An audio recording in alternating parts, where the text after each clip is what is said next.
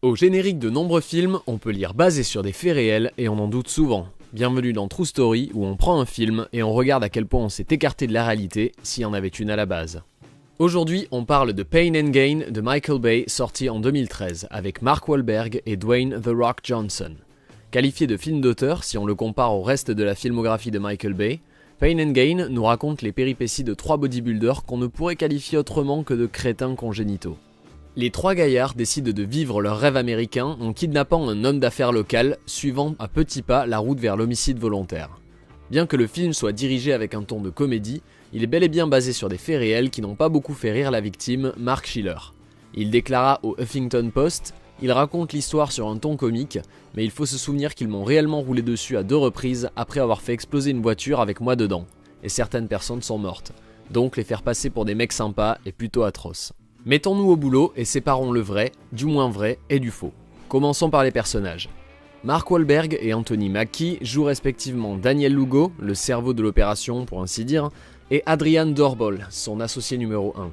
The Rock, en revanche, joue un personnage créé pour le film, un patchwork entre deux associés du gang de Sun Gym, Carl Weeks et Jorge Delgado. Parmi les scènes du film, on trouve un paquet de réinterprétations des faits réels, mais la plupart sont très proches de la réalité. Lors de l'enlèvement de Mark Schiller, dans le film, nos trois idiots sont déguisés en ninja. Dans la vraie vie, ils étaient habillés tout en noir avec des peintures sur le visage. Ça sonne déjà con, mais ils avouèrent plus tard avoir au départ pensé le kidnapper en se déguisant et en tapant à sa porte pour Halloween. Mark Schiller, selon lui-même, était un honnête entrepreneur et père de famille, alors que dans le film, il est dépeint comme un enfoiré d'arnaqueur. Bien que sa personnalité ait été altérée afin d'inhiber notre sympathie pour les bodybuilders, il n'avait pas non plus les mains blanches. Le jour où il témoigna contre le gang du Sun Gym, il fut arrêté pour orchestration d'arnaque à la mutuelle. Shit happens. Dans plusieurs scènes, on voit Daniel Lugo suivre un gourou asiatique joué par Ken Jeong. Son personnage, nommé Johnny Woo, est inspiré d'un véritable gourou du nom de Tommy Woo, qui se baladait vraiment avec des escortes dans les années 90. On ne sait cependant pas si le vrai Daniel Lugo a suivi ces séminaires. Mais revenons-en à la sève du film, les actes absurdes du Sun Gym Gang. Car certaines de leurs décisions dans le film laissent songeur. Peut-on sérieusement être aussi con ? La réponse est oui. Exemple. Le vrai trio a bel et bien tenté d'endormir une de leurs victimes avec du tranquillisant pour chevaux, et ils ont sérieusement déconné sur le dosage, provoquant la mort de la femme. Ils se retrouvèrent également face à un problème de tronçonneuse dans le film. Celle-ci se coince à cause des cheveux de leur victime. Dans la vraie vie, croyez-le ou non, ils avaient tout simplement oublié de mettre de l'essence dans celle-ci. Quand on vous dit que c'est des champions.